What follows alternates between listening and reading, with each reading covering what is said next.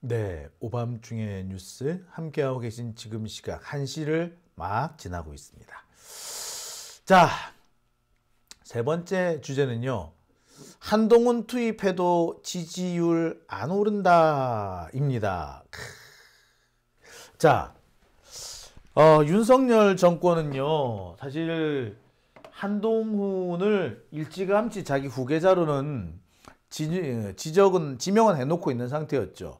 누가 보더라도 윤석열이 믿을 수 있는 사람은 한동훈밖에 없었어요. 사실 윤석열이라는 사람은요, 간이 조방만해요. 그래서 모험을 할 줄도 모르고요. 모험을 해야 될 정도의 일이면 아예 안 합니다. 여러분 혹시 기억하십니까? 지난 대선 때 박정희 생가에 갔다가 봉변당한 윤석열. 그때 윤석열이 어떠한 태도를 보였는지 아시죠? 겁을 잔뜩 집어먹은 그런 모습 보셨을 겁니다. 어우, 그 등치값 못하네 라는 말씀하신 분도 있었는데 저는 익히 예측했던 바입니다. 그런 윤석열이 절대로 감수할 수 없는 위험이 있죠. 그게 뭐다?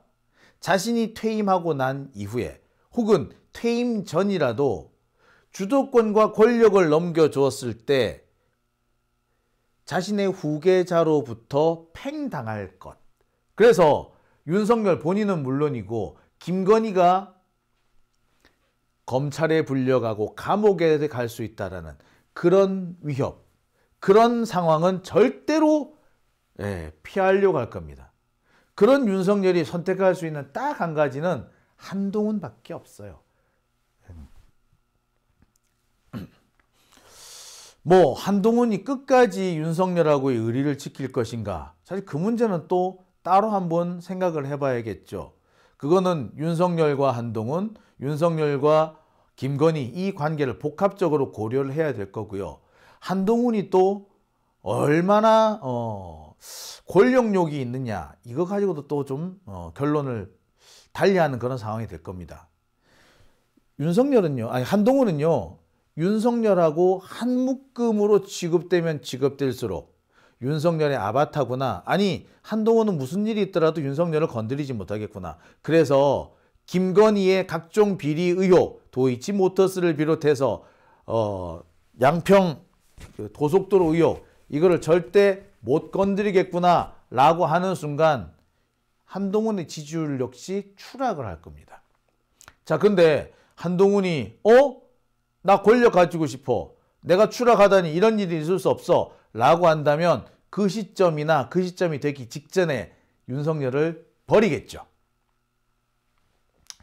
자, 근데 뭐 그게 어떻게 될지는 뭐 지금으로서는 하도 변수가 많아서 어떻다라고 말씀드리기가 어렵습니다. 여튼 쫄보 윤석열이 자신의 후계자로 선택할 수 있는 사람은 한동훈밖에 없었어요. 그런데 지금 자신의 지지율이 바닥을 치고 있는 겁니다. 그대로 갔다가는 정권 자체가 심각한 위기에 처하게 될지 모르는 상황이었어요. 아니 이미 심각한 위기에 처해 있었죠. 그래서 한동훈을 투입한 겁니다. 그래서 어떻게든 간에 이 한동훈을 이용해 가지고 자신의 지지율을 높여보려고 했던 거예요. 뭐 사실 한동훈의 지지도 사실 그렇게 뭐 세거나 그러지 않아요. 뭐 젊은 여성들이 한동훈 지지한다? 아니 어느 젊은 여자들이 20대 남자들이 한동훈 지지한다고? 아니 어떤 20대 남자들이 별로예요. 한동훈한테 열광한다는 사람 솔직히 말하자면 한동훈이나 윤석열이나 지지층이나 뭐 똑같아요. 20대 여성, 20, 30대 여성 누가 한동훈한테 이렇게 열광한대대? 지금 뭐 한동훈 뭐 팬카페라고 만들어져 있다고 합니다만 솔직히 그거 이 옛날에 시발단 같은 애들이 만든 거 아니냐, 자작극 아니냐 그런 얘기도 사실 더 많이 들려요. 제가 아는 어떤 분이 한동훈 지지 카페 뭐 들어가려고 했더니 글쎄 튕겨 나왔다. 지지를 안 받아주더라 라는 얘기도 합니다. 아무래도 너무 폐쇄적으로 운영되는 것 같다는 뭐 그런 얘기까지도 합니다. 자, 여하튼 그러니 한동훈을 긴급 투입을 해서 어떻게든 좀 구원투수로 지금 만들어 보려고 했는데, 자, 그래도 한동훈을 투입을 했는데도 윤석열의 지지율이 오르지 않는다고 합니다. 일단 한동훈의 개인적인 인지도는 높아지고요. 사실상 한동훈이 차세대 지도자, 차기 대권 주자로 딱 지명이 된 상황이라 윤석열을 지지했던 그 세력들 중에 상당수가 한동훈으로 넘어가는 것도 사실이에요. 그래서 외형상 보면 한동훈의 지지율은 오르는 것 같아. 하지만 그 한동훈의 지지율이 윤석열 지지율을 넘어서고 있느냐? 그건 또 아니야. 그렇죠? 한동훈 지지율이 윤석열 지지율을 넘어서고 있나요? 아니지. 어림도 없죠. 자, 그러니 한동훈을 투입했지만 윤석열의 지지율이 안 오르는 겁니다. 그리고 가장 결정적인 부분은 이놈이나 줄리의 바지인 거는 똑같지 않냐. 그런데 오르기는 뭐가 오르겠냐. 결국 지들끼리 같은 놈들끼리 나눠먹게 하는 거고 돌려막게 하는 거다 라는 얘기도 나옵니다. 그렇지 뭐. 솔직히 지금 이 상황에서 한동훈 지지하는 자들이라면 죽었다 깨나도 윤석열을 버리지 못하는 뭐 그런 사람들 아니겠어요? 윤석열을 버리고 싶어도 버릴 수 없는, 한마디로 뭔가 물린 게 많은 사람이기 때문에 그러지 않겠습니까? 그러지 않고서는 이게 나올 수가 없는 상황. 뭐 그렇죠. 자, 지지율 얘기가 나왔으니 말인데 지금 윤석열 지지율이 어느 정도 나옵니까? 자, 어제자 이 보도를 보니까 윤석열 지지율이 32%까지 떨어졌다고 합니다. 30% 중반을 넘는다라는 얘기도 있었고요. 뭐 엠브레인이니 이런 쪽 NBS 조사를 하면은 38%까지도 나왔는데, 갤럽 조사 같은 데를 하더라도 또는 리얼미터 같은 거 조사하면은 거의 한 40% 가까이 나왔는데, 지금 국내에서 그렇게 40% 가까이 나오던 여론조사 지지율이 지금은 다시 30%대로 추락합니다.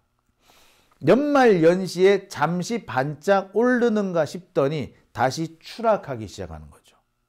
실제로 제가 여러 가지 여론조사를 좀 지켜봤더니 한동훈 투입 직후에 지지율이 상당히 출렁거립니다. 어떤 여론조사에서 상당히 높게 나오고요. 어떤 조사에서 상당히 낮게 나옵니다. 같은 기관에서 조사한 것도요. 어느 날 조사하느냐에 따라 가지고 지지율이 들쭉날쭉 왔다 갔다 합니다. 한동훈 투입이 민심에 일정한 충격파를 전해준 것은 분명한 사실이라는 거죠. 그런데 결론적으로는 어떻게 되느냐. 그래서 상승 효과, 플러스 요인을 만들었느냐, 마이너스 요인을 만들었느냐. 결론부터 말씀드리면요. 어떤 효과도 없습니다. 플러스 요인이라고 하기도 어렵고요. 마이너스 요인이라고 하기도 어렵습니다. 그저 잠시 지지율을 출렁거리게 만들었던 거죠.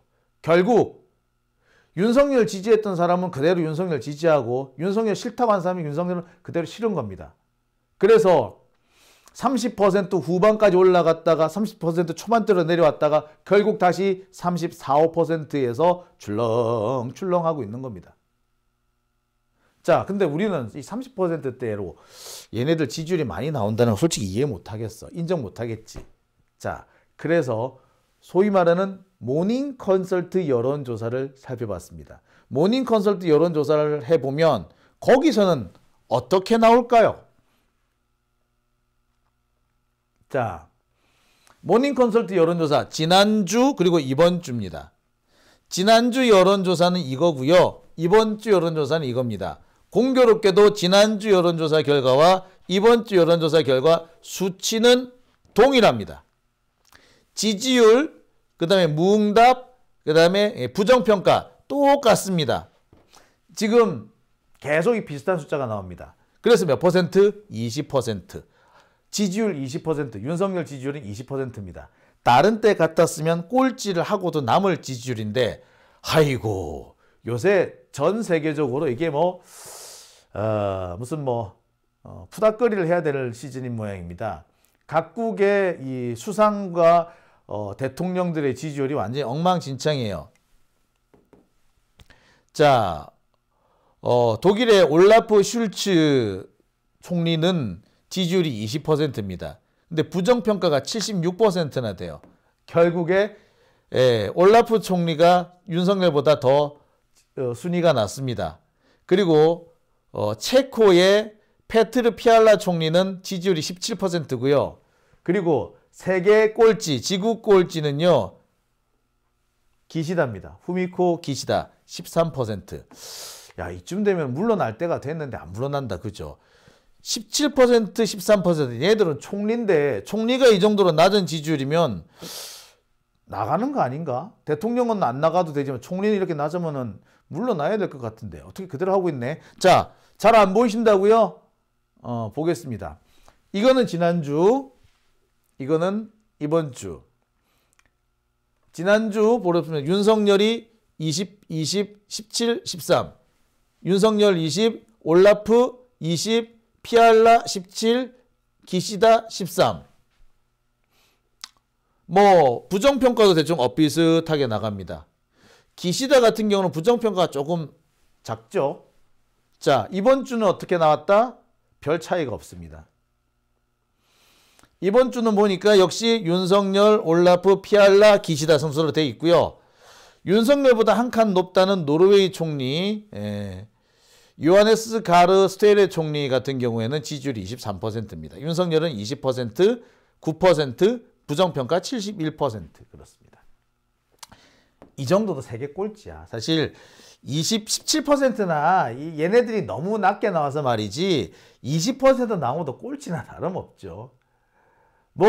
윤석열 그러니까 지보다 공부 못하는 애들이 갑자기 생겨나는 바람에 겨우 꼴찌는 뭐였습니다만 꼴찌를 하는 거나 별 차이가 없는 거죠. 누구 말 맞다나 옛날에 그 체육특기자들이 사실 공부 좀 못해가지고 가장 점수를 밑바닥에 좀 깔아주고 그랬잖아. 그러니까 지금 윤석열은요, 체육특기자가 뒤에 3명이나 들어오는 바람에 간신히 꼴찌를 면했을 뿐, 꼴찌지 뭐.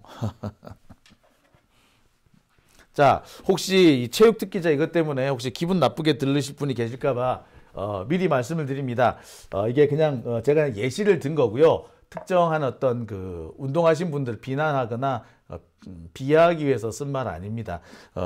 제가 이제 학교 다닐 때 사실 그런 경험이 좀 있어서 그래요. 제가 다니던 학교에 저희 반에 그 롤러반이라고 롤러스케이트 특기자가 2명이 있었는데 그 친구들은 사실 수업을 한 번도 들은 적이 없어요. 수업 시간에도 수업을 안 들었고 아예 들어오지조차도 않았습니다. 보통 선생님들이 오전에는 수업을 듣고 오후에는 훈련하라 그러는데 오전에는 자고요. 오후에는 정말 훈련을 고되게 하더라고요. 그러니까 이 친구들이 사실 또 성적이 잘 나온다는 게 아니 시험도 어떨 때는 안 친단 말이야. 그래 성적이 잘 나올 리가 있냐고. 그죠? 그런 경우를 제가 말씀을 드리는 거지. 예, 그 체육특기자를 비하하려고 하는 얘기 아닙니다. 제가 공부로 평가하기는 좀 그렇죠. 예, 그냥 이렇게 예시를 든 겁니다. 거꾸로 하면 그런 거예요. 제가 만약에 수영 전국체전에 출전했다라고 칩시다. 그러면 저는 꼴찌 맡아놓고 한 거잖아. 그죠? 그러면은 평소 꼴찌 하던 분은 저 덕분에 꼴찌를 면하는 거잖아. 제가 전국체전 수영부 이런데 출전했다 생각하면 똑같은 거죠, 사실. 그죠? 예.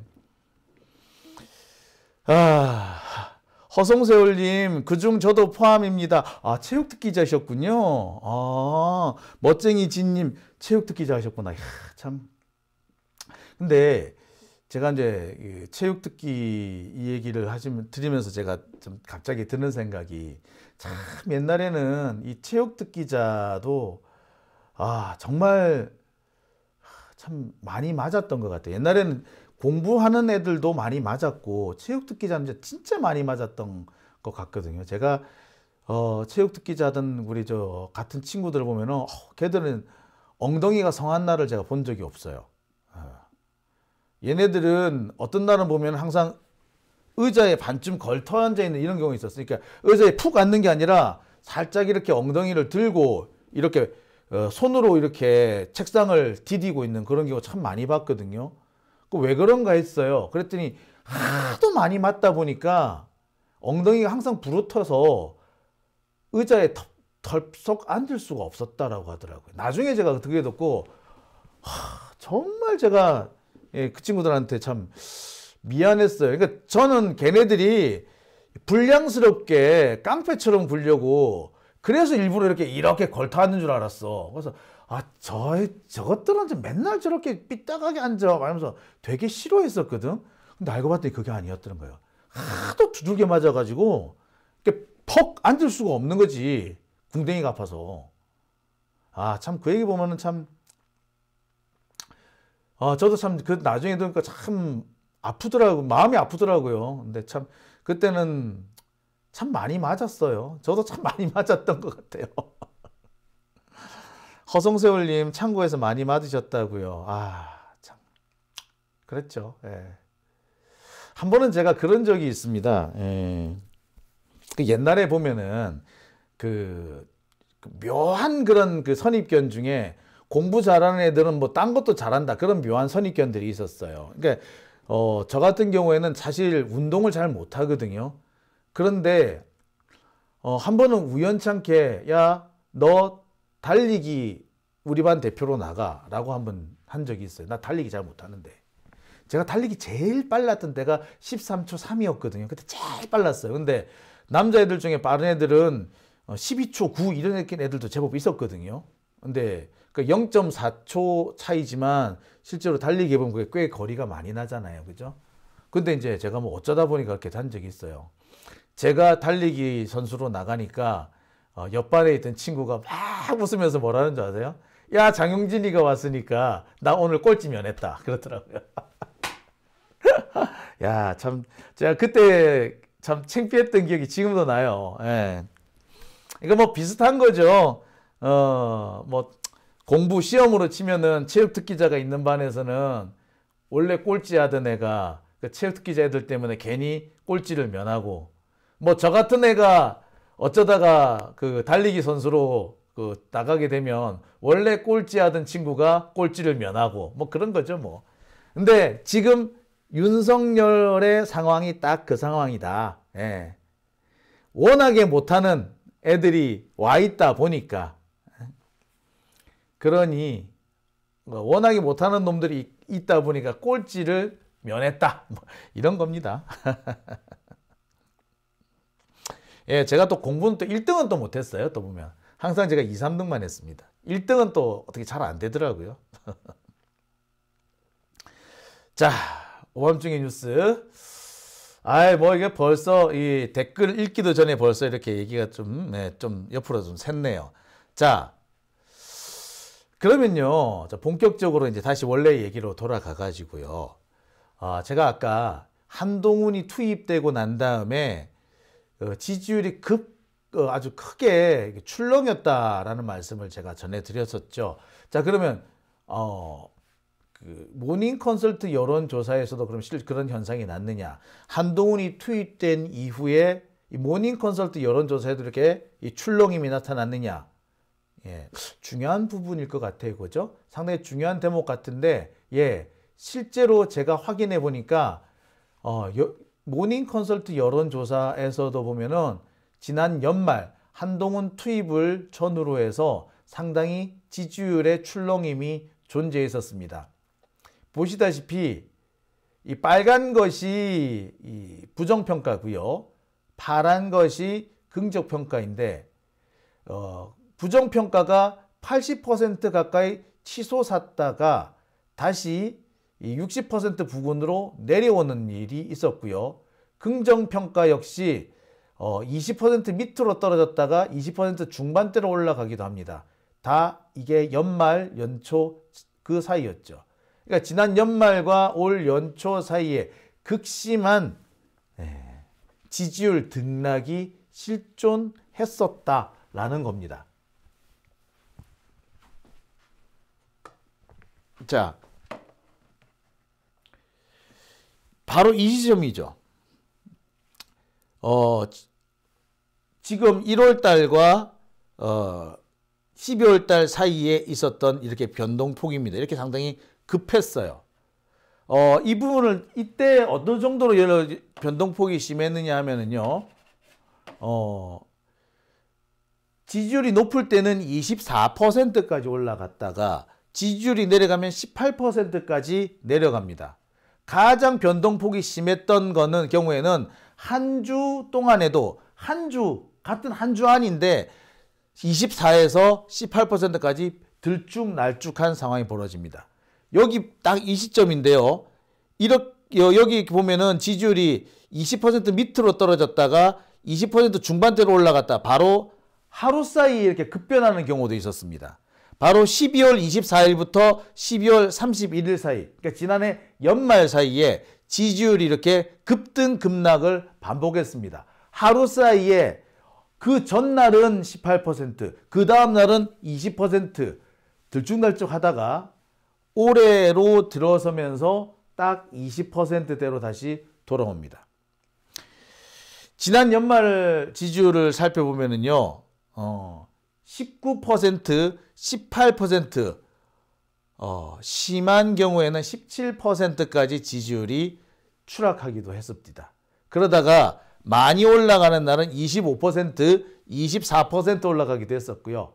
결국 올해 들어서면서 20%로 대충 평균치를 유지하는 그런 상황이 되고 있습니다. 자, 이 시점이 바로 어떤 시점이다? 예, 딱 한동훈이 투입되던 시점인 거죠. 한동훈이 이른바 등판을 하던 그 시점입니다. 그러니까 한동훈 등판에 맞춰가지고 지지율이 출렁거리기는 했다는 얘기죠. 하지만 출렁거리기만 했을 뿐 지지율을 끌어올리지는 못하고 있다. 뭐 추락했다고도 잘 말은 못해요. 뭐 추락한 건 아니에요. 하지만 지지율이 올라가지도 않았습니다. 이 말은 무엇을 의미하느냐? 네, 한동훈 효과란 없다라는 거죠. 지금 뭐 윤석열 정권이나 조중동은 한동훈 띄우기 위해서 참 많은 짓을 합니다. 어떤 기자인지 누군지는 정말 부끄러운 줄도 모르고 뭐 한동훈의 뭐 피부가 어떻고 뭐 탄탄한 근육이 어떻고 뭐 옷차림이 어떻고 뭐 엄청나게 찬양가를, 아니 진짜 나 뜨거운 줄 모르는 그런 찬양가를 그냥 써놓기도 했더라고요. 아, 참. 자, 그 정도로 한동훈 띄우기에 과히 광적인 모습을 보이고 있습니다. 하지만 그래봤자 한동훈의 지지율은 윤석열을 벗어나지 못하는 거죠. 한동훈한테 열광하는 거는 윤석열한테 열광하던 자들이나 가능한 것이죠. 그들이 볼 때는 한동훈이 윤석열 정권을 이어받을 것 같고 윤석열이 한참 잘 나갈 때를 한동훈이 재현할 것 같은 거지. 아닙니다. 전혀, 적어도 현재까지는 그런 효과는 나타나지 않고 있습니다. 등판 초기가 소위 말하는 컨벤션 효과라고 하지 않습니까? 컨벤션 효과가 나야 될 시기에 글쎄요. 이제 더 이상 컨벤션 효과를 기대하기도 어려운 시점으로 넘어가고 있는데, 예. 그렇다고 본다면 앞으로도 한동훈이 그렇게 치고 올라갈 가능성은 크지 않아 보입니다. 한동훈이 치고 나갈 수 있는 거의 유일한 거는 카드는 뭐? 예. 딱 하나예요. 뭐? 한동훈이 윤석열을 받아치면 돼. 예컨대 김건희 특검 갑자기 덜컥 받아버리면 돼. 그러면 한동훈 지지율 확 올라갈 거야. 근데 그게 쉽지 않을걸요. 게다가 한동훈이 조금 뜰만 하면은 확 물어뜯는 한동훈 저격수가 하나 등장했죠. 누구? 이준석? 아, 참 민주당에는 왜 이준석처럼 한동훈을 저렇게 확 물어뜯는 그런 쌈딱이 없는지 모르겠습니다. 다들 점잔 빼려고 하고 선비질이나 하려고 하지 앞장서서 맞서 싸우려고는 안 하는 것 같습니다. 아니, 맞서 싸우고 앞장서서 튀어나가던 선봉에 서 있던 친구들이 검찰의 저격에 하나씩 둘씩 쓰러진 거죠. 검찰이 선봉에서 싸움을 하던 그 선봉장들을 하나씩 둘씩 제거하는데 민주당의 그 잘나신 선비님들께서는 쓰러진 동지를 감싸 안기는커녕 쓰러진 그 즉시 쌩까더군요. 바로 외면하더군요. 김남국 의원이 한동훈 저격에 앞장서니까 그래서 그 대도 안 하는 코인 가지고 김남국 죽이려고 한 거 아닙니까? 솔직히 코인이 뭐 잘못이에요?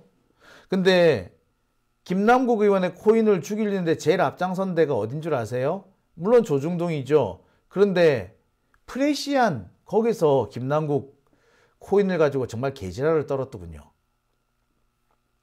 여하튼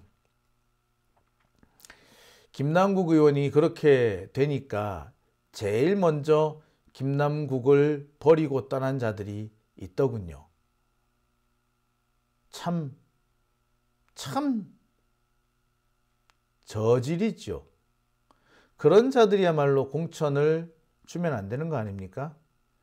그리고 정말 곤경에 처한 김남국을 발을 걸어서 넘어뜨린 사람이 있습니다. 김한규입니다. 김한규 의원은요, 김남국 의원이 당에 제출한 소명 자료를 이상하게 왜곡을 해가지고 언론에 뿌려버렸대. 원 자료를 그대로 뿌려버렸더라고요. 그 덕분에 안 먹어도 될 욕, 공개되지 말아야 될 다른 정보까지 공개돼서 이상한 보도가 나가는데 아주 앞장을 섰습니다. 제가 그때 김한규 의원하고 의절했어요. 참, 아유. 김한규 의원은 지금도 본인이 뭐 선열이 낭자 어떻고 뭐 하고 있는데 김한규 의원은 그런 말 할 자격이 없습니다. 김남국 의원의 뒤통수에 칼을 찌른 자가 누군데? 솔직히 김앤장 하는 사람은 그렇게 삽니까? 서울대는 그렇게 삽니까? 그렇게 비인간적이고 몰인격적으로 사셨어요? 아유 씨. 아유 뭐 딴 얘기는 그만하고요.